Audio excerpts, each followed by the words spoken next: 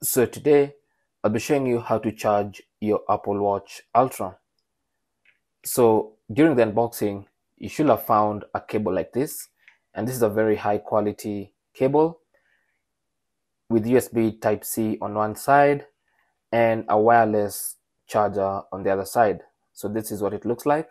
It's a very high quality braided cable, as you can see.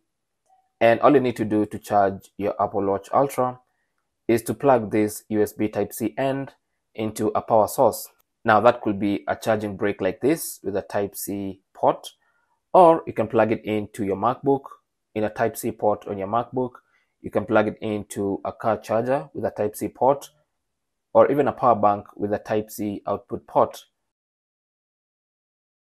Now, once you plug the Type-C end of this power cable into a power source, then use this other end with a white part with a little indent.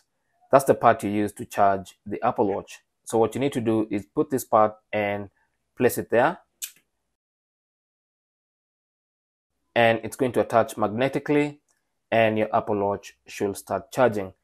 This is a normal screen when your Apple Watch is charging, but of course you can exit that and see the main home screen or the watch face.